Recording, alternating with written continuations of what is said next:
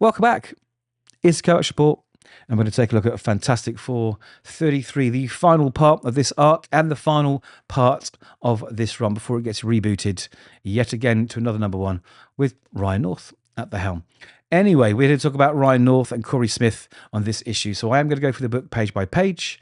I'm going to give you my thoughts. There will be spoilers, so read the book before you watch the video if you don't want it spoilt. And hit subscribe and give the video a like if you like it. I'd really appreciate it. So, Fantastic Four 33. Here we are. We are at the end of this interesting arc, let's just say. They're trying to get their powers back. Something happened earlier on in Ryan North's One World Under Doom, which was Doom waved his fingers and removed all the powers from Ben Grimm. Now, Ben Grimm has wanted that forever. Okay, so there's lots of history behind that. The fact that Reed Richards has never been able to do it. It was a little slight towards Richards that, you know, Doom could do it with the wave of his hand. You've never been able to do this, Richards. So it continues that sort of rivalry. But what they discover is, with his powers removed, the other three's powers are slowly draining away. They're slowly draining away. So they've been trying in the previous issues to bombard themselves with the same cosmic rays to get the powers back. And it has not been successful. So there's one last chance. And this is what this issue is all about. It's that one last chance. And it all centers around our little faithful robot, Herbie. Now, Herbie, he's kind of been a mainstay in Fantastic Four comics, and I think it was time for him to shine, and he does shine in this book. And we start with Valeria giving this very, very scientific explanation of going back to the Big Bang, right? Because that's when the original cosmic rays were, and they believe that they can get in there for literally, I don't know, nanoseconds. They can bombard themselves with enough cosmic rays and get out before the Big Bang itself destroys them and their ship, and it's all been for nothing. So she explains it. Reed's like, it can't be done, it can't be done, it can't be done. And after some discussion, they figure out, well, maybe it can be done if we use Herbie, right? Because we can't react fast enough in the nanoseconds to do everything we need to do. But Herbie's a robot, right? So maybe he can. So they soup Herbie up. They give him lots of new upgrades that allow him to think and process faster than he's ever been able to think before. And they believe that in those nanoseconds, his computerized brain can make decisions that need to be done in order for them to get the cosmic rays and get the hell out of there before they get completely burnt out of existence. And that's where we are. And that's what happens. So they build this purpose-built ship that can withstand a certain amount of time. And I mean a very short amount of time worth of the heat and the explosions. And Johnny's basically going to absorb all the heat from the Big Bang that he can, while Sue's going to use what's remaining of her draining powers to create a force field long enough for all this to happen. And again, it's nanoseconds. They won't even remember it happened because it would literally be that fast. So off they pop. They're at the Big Bang. And of course, it goes wrong. So Herbie, he has to make some decisions. He's like, damn, what am I going to do? I tell you what I'm going to do. I can't send the ship back. Maybe if I just send all of us back, that'll be fine. So he starts to do that, and it starts failing. It starts failing. And he says, right, I've still got this nanosecond to think of another solution.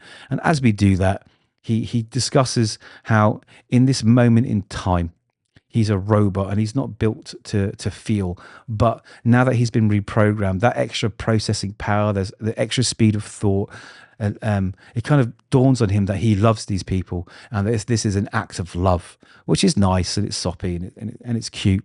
But then he realizes that he can't send all 5 of them back. Only 4 can go back.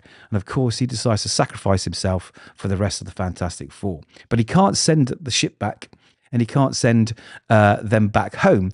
All he can do is beam them back to the Earth's atmosphere, and hopefully Sue Storm will be able to put a force field around them, and they can free fall to the Earth from space. And that's exactly what happens. They pop out, they're like, oh my God, we're going to die. She puts the force field through. They come down and like reasonably gently land. I don't know. It's Fantastic Four, right? So there's a big hug, and then they realize that Herbie's missing.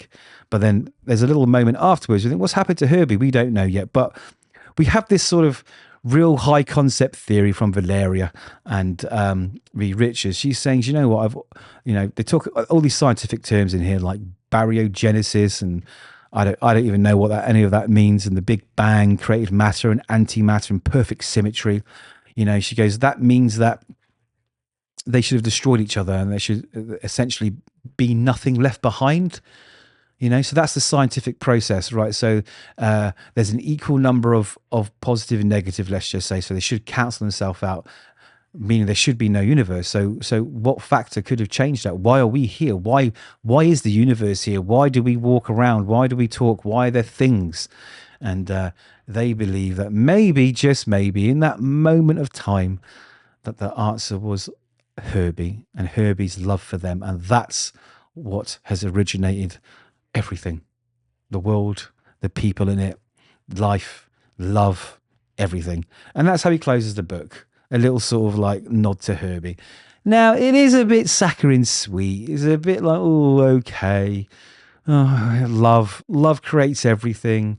But again, I guess it's very much where Fantastic Four is right now, right? I'm not sure really if I liked it. I didn't dislike it, you know, but I'm not like, oh, great, that's a fitting end to this arc. It was just, I don't know. It was another one of those throwaway stories you get in the back of an annual every year. I think the best part of it is the cover. The cover is incredible. I really, really love the cover. But yeah, I don't know. It wasn't Fantastic Four enough for me, really. I mean, the science was there. Okay, Herbie was there. A little bit of humor was there. This super, like, out of this world, literally, like, scientific explanation for things. And it all boils down to the love of a robot. I don't know. I don't know how I feel about it. But Ryan North is taking the helm of the new #1 of Fantastic Four. As you may have noticed, lots and lots of books are being cancelled. I may make a video about this. Marvel, I think, have cancelled about 25 books this year alone, you know, basically because they're not very good. You know, that's what I say on this channel. A lot of these books that I get hatred for pointing out they're not very good are being cancelled. But Fantastic Four, amongst others, is being rebooted, with some of them having the same writer attached to them. So I think Marvel is under the illusion that a new #1 will bring lots more readers back into the fold, and that will solve their problem of lots of falling sales, which is what's happening right now. But I don't think that is the answer. I think the answer really is put some new, fresh blood that love these characters on these books and just tell good stories. That's it. Nothing more, nothing less. Anyway, those are my thoughts of Fantastic Four, the last issue of this run. Let me know yours. Like, subscribe, share the video. I'd really appreciate it. And we'll see you hopefully in the next one.